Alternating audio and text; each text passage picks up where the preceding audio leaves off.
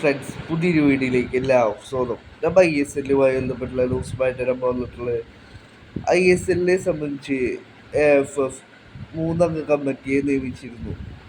ഇവർ രണ്ട് ഫോർമാറ്റുകളാണ് ISLനെ സംബന്ധിച്ച് ഇവർ നിർദ്ദേശിച്ചിട്ടുള്ളത്.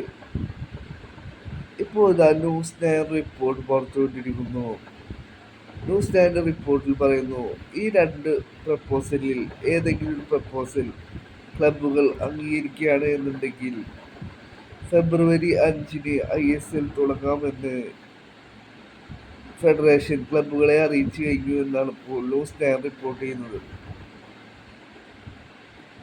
ന്യൂസ് 9 റിപ്പോർട്ടിൽ പറയുന്നു, ഡിസംബർ 26-നും ഡിസംബർ 29-നും ക്ലബ്ബുകളുമായി ഒരു മൂന്നംഗ കമ്മിറ്റി ഒരു മീറ്റിംഗ് വിളിച്ചിട്ടുണ്ട്. ഈ ഒരു മീറ്റിംഗിൽ ഈ ഒരു പ്രപ്പോസലിനെ കുറിച്ച് ചർച്ചകൾ ഉണ്ടാവും. ഈ രണ്ട് പ്രപ്പോസലിൽ ഏതെങ്കിലും ഒരു പ്രപ്പോസൽ ക്ലബ്ബുകൾ അംഗീകരിക്കുകയാണ് എന്നുണ്ടെങ്കിൽ ഫെബ്രുവരി 5-ന് തന്നെ ISL തുടങ്ങാമെന്ന് AFF ക്ലബ്ബുകളെ അറിയിച്ചു കഴിഞ്ഞു എന്നാണ് ഇപ്പോൾ ന്യൂസ് റിപ്പോർട്ട് ചെയ്യുന്നത്.